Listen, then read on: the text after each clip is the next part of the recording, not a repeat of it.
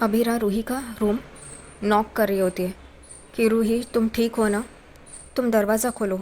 लेकिन आवाज़ें नहीं आती कुछ भी अंदर से। तभी अभीरा बाहर से कहती है मैं अंदर आ रही हूँ रूही। और वो कार्ड लगा के अंदर आ जाती है। तभी देखती है कि होटल का स्टाफ उस रूम को क्लीन कर रहे हैं। तो आवाज़ क्यों नहीं दी होटल के स्टाफ ने, या फिर उन्होंने दरवाज़ा क्यों नहीं खोला, क्वेश्चन मार्क।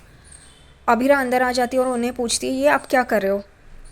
यहाँ पे रूही मैडम थी ना। वो कहते हैं नहीं, उन्होंने तो चेकआउट कर लिया। अभीरा एकदम से परेशान हो जाती है, रूही को कॉल कर रही होती है। अरमान भी रूम में आ जाता है। वो उसे पूछता है क्या हुआ। तभी अभीरा कहती है रूही ने तो चेकआउट कर लिया। अरमान और अभीरा परेशान हो जाते हैं।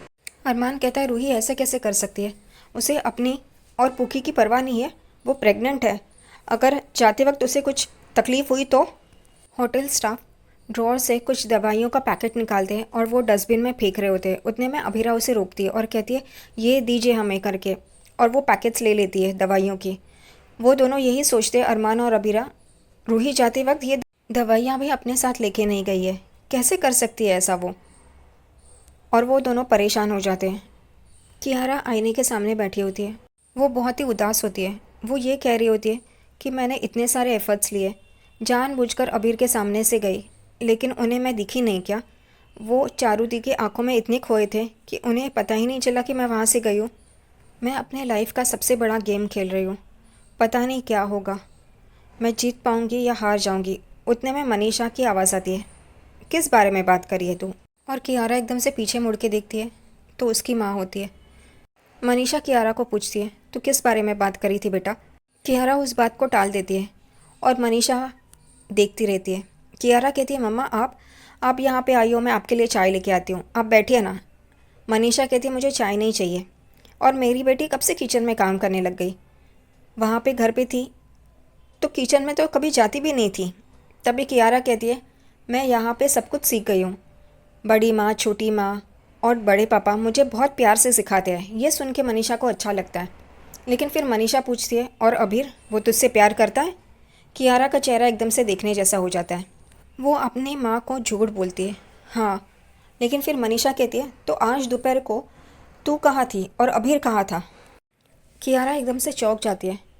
उसे लगता है कि माँ को शक हो गया है इस वजह से। तभी वो कहती है अरे ऐसे क्यों पूछ रही है आप। तभी मनीषा कहती है कि मैंने आज दोपहर को अभीर को देखा था, लेकिन वो लड़की कोई और थी। कियारा एकदम शॉक हो जाती है। वो बात को संभालती है। वो कहती है मामा आप भी, आप अपनी बेटी को नहीं पहचान पाई, मैं ही थी उसके साथ। मनीषा पहले तो देखती रहती है, फिर कहती है ठीक है, अगर तू ये कह रही है तो ठीक है, मैं तुझ पे यकीन करती हूँ। उतने में ही चारू का कॉल आता है और चारू उसे कहती है कि मुझे तुमसे बहुत ज़रूरी बात करनी है, कल तुम क्या घर आ सकती हो। वो कहती है हाँ चारू दी मैं आऊँगी, और हंस हंस के बातें कर रही होती है। ये देख के मनीषा को बहुत अच्छा लगता है। मनीषा कहती है मुझे लगा था तुम दोनों बहनों में खटास होगी, चारू ने तुझे माफ़ कर दिया है, ये देख के मुझे बहुत अच्छा लग रहा है, बहुत अच्छी बहन है। कियारा उसे देखती है और कहती है हाँ बहुत अच्छी बहन है। यहाँ पे घर पे दादी साहब बहुत खुश होती है कि क्रिश ने पोद्दार फॉर्म ज्वाइन कर लिया। क्रिश भी दादी साहब का आशीर्वाद लेता है और दादी साहब उसे दुआएं दे रही होती है कि तुम तरक्की करो। तभी क्रिश कहता है मैं भैया और भाभी के साथ रह के ज़रूर बहुत कुछ सीख सकता हूँ। उतने में विद्या मासा को कहती है मासा आप पूछना चाहती है पर पूछ नहीं रही है, मैं ही बता देती हूँ कि परसों अरमान, अभीरा और रूही आ रहे हैं उनके ट्रिप से। और उतने में ही दरवाज़ा खुलने की आवाज़ आती है और रूही अपने बैग्स लेके अंदर आती है। ये तीनों जन देखने लगते हैं कि क्या परसों आ रहे हैं और रूही अकेली अंदर आ रही है। उतने में ये तीनों जन रूही के पास जाते हैं। रूही उन तीनों को देख के चौंक जाती है। उसे लगता है कि ये लोग सो गए होंगे, लेकिन ये तो जग रहे हैं। विद्या उसे पूछती है तुम तो परसों आने वाली थी ना, और तुम अभी अकेले। क्रिश उससे बैग लेता है और कहता आप इतना हेवी बैग क्यों पकड़ रही हो भाभी, दीजिए मुझे। उतने में दादी साहब रूही को पूछती है कि दक्ष कहाँ है। और तभी रूही को याद आता है कि मैं जल्दी जल्दी में यहाँ तो आ गई अपने ही ख्यालों में, दक्ष को बी नानू के घर से लेना तो भूल ही गई। और वो एकदम से चुप होकर देख रही होती है। उतने में पीछे से अरमान, अभीरा दक्ष को लेके आते हैं। अभीरा कहती है दादी साहब को कि क्या आप भी फ़नी क्वेश्चन पूछ रही है, दक्ष यहाँ पे है, हम लोग गाड़ी में थे, पार्क कर रहे थे इस वजह से। अभीरा को ये शोभा देता है, एक तो झूठ बोल रही है, गलती करती है, ऊपर से ये जताती है कि मैं तो कितनी महान हूँ।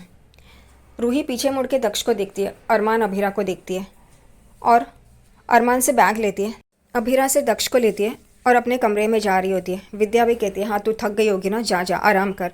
वो जा ही रही होती है, उतने में विद्या अरमान को रोकती है और कहती है कि ये रोहित का गॉगल है, पड़ा पड़ा ख़राब हो जाएगा, तो कभी कभार तू पहन सकता है। अरमान भी बिना सोचे समझे वो लेता है और पहन के दिखाता है, और रूही पीछे मुड़ के देखती है। उसे तकलीफ़ हो रही होती है कि रोहित की सारी चीज़ें अरमान को दे रहे हो, वैसे ही उसके मन में कन्फ्यूजन है और कन्फ्यूजन हो रहा है। वो दक्ष को लेके कमरे में आती है और उसे कहती है सॉरी, मैंने गलती कर दी, तुम्हारी मम्मा बहुत गलत है, मैं तुम्हें लेना ही भूल गई, मुझे तुम्हें छोड़ के जाना ही नहीं चाहिए था बेबी मून पे, गलती हो गई, आई एम वेरी सॉरी, मैं तुमसे अलग रही, तुम्हें अकेला छोड़ा, सॉरी। लेकिन मैं क्या करूं, मेरे मन में ऐसे सारे सवाल उठ रहे हैं और मैं परेशान हो गई हूं, मैं क्या करूं। तभी पीछे से आवाज़ आती है अभीरा की, तो उन सवालों का जवाब ढूंढो। अरमान और अभीरा भी दरवाजे पे खड़े होते हैं। रूही पीछे मुड़ के देखती है तो अरमान और अभीरा, उसे और तकलीफ़ होती है। वो बेड पे जाके बैठती है, दक्ष को भी बेड पे रखती है। तभी अभीरा उसके पास आती है और उसे पूछती क्या हुआ, बताओ ना, हम तीनों ने फैसला किया था ना एक दूसरे के साथ सब कुछ शेयर करेंगे, कुछ भी नहीं छुपाएंगे।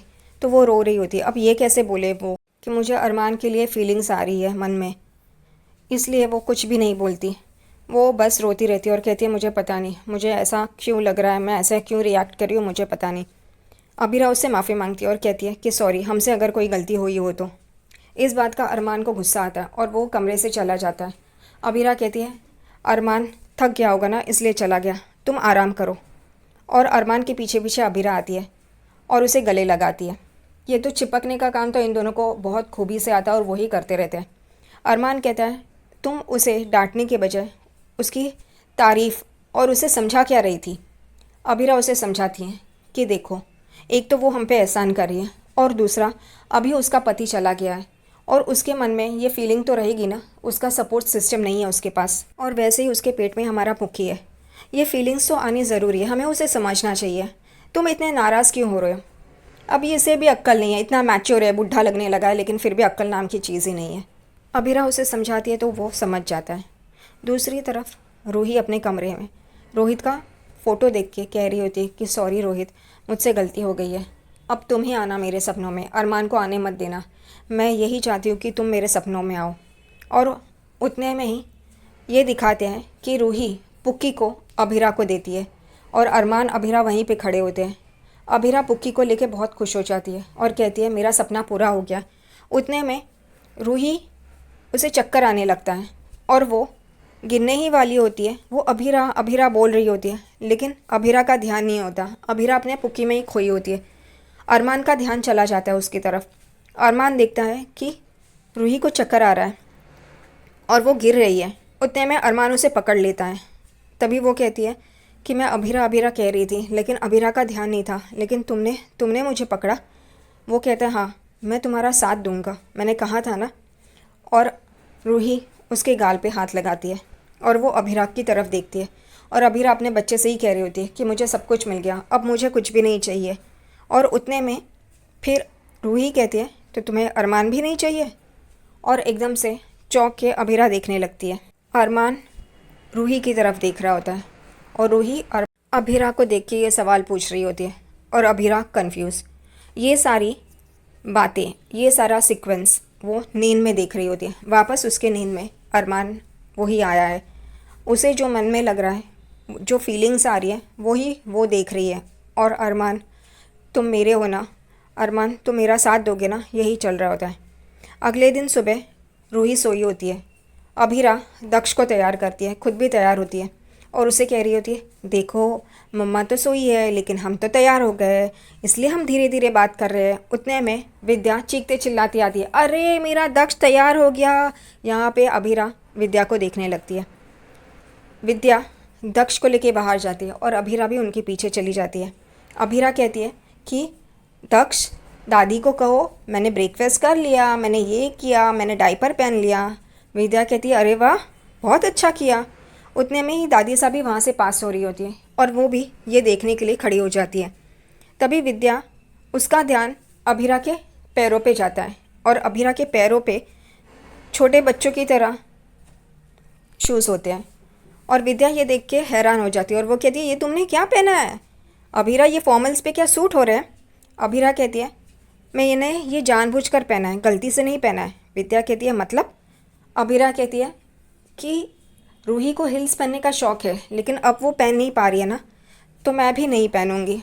विद्या उसकी तारीफ़ करने लगती है कि कितना महान काम किया है, लेकिन ये ड्रेस पर ऐसे चप्पल, ऐसे जूते, बहुत महान है। पोद्दार हाउस का तो नाम बहुत बड़ा हो जाएगा इससे।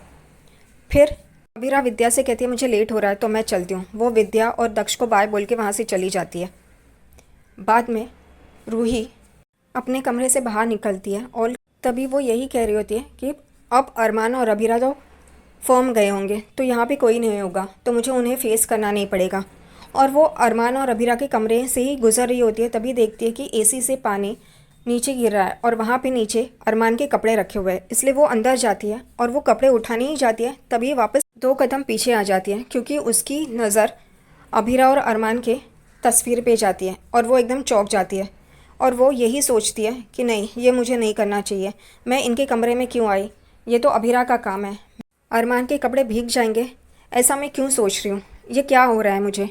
और वो जाने के लिए मुड़ती है तो वापस पीछे देखती है तो अरमान के कपड़ों पे पानी टप टप करके गिर रहा होता है एसी का। और वो कहती है अरमान के कपड़े भीग जाएंगे, ख़राब हो जाएंगे। और वो यही कश्मकश में होती है, अब मैं क्या करूँ। फीलिंग्स तो है, लेकिन ये भी है कि वो अभिरा यानी कि उसकी बहन का पति है, तो ये गलत है। एसी को देखती है, वहाँ से टपक टपक पानी गिर रहा होता है और वो उलझन में खड़ी होती है कि मैं क्या करूँ।